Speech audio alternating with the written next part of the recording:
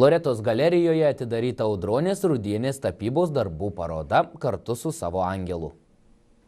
Audronė Rudienė, tapytoja, dailės mokytoja, aktyvia kūrybinė veikla užsiima nuo 1998 metų. Surengtoje tapybos darbų parodoje kartu su savo angelu jautėsi šventinės nuotaikos. Pasak Audronės Rudienės, artėjant kalėdoms vis dažniau užplūsta šventiškos nuotaikos, o juk angelai yra kalėdų simbolis. Todėl autorė nusprendė šioje parodoje pateikti nutapytus kiek kitokius, neįprastus angelus. Iš tiesų tai turbūt toks metas, niūrus metas, lapkritis, lietus, iš tikrųjų languose žiburiai, verčia susimastyti žmogų apie būtį.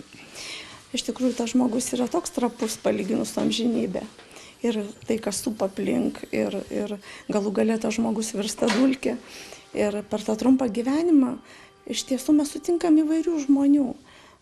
Bet pagrindė geri žmonės, mano keli pasitaikė ir kartais pamastau, o galbūt čia angelas yra, kuris man, neleidžia nukrypti nuo, tarkim, tiesaus kelio, padėti surasti žiburį, siekti tikslų, augti, tobulėti. Pasak parodos autorės, tapyba sužavėjo spalvų įvairovę bei norų jas ištyrinėti. Tapytoja apie didelius ateities planus negalvoja.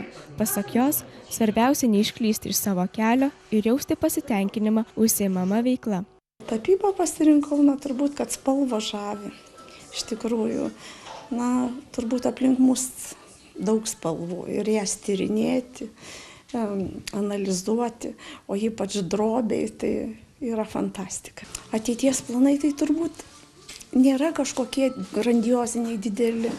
Iš tikrųjų, žmogus turbūt turi eiti savo keliu ir jausti tą pasigėrėjimą, malonumą, gyventi taip, kaip jam norisi. Tai aš labai noriu, kad aš gyvenčiau taip, kad man teiktų malonumą tas gyvenimas ir tapyba. Audronė Rudienė surengė 14 autorinę parodą, bet parodos buvo ne vien tik tapybos darbų, mat parodos autorė dekoravo stručių kiaušinius bei užsiima keramikos amatu, bet iš visų šitų išbandytų meninių sričių tapyba arčiausiai širdies. Modesta Kvedaravičiūtė, Edgaras Burnyka, Dzūkijos televizija.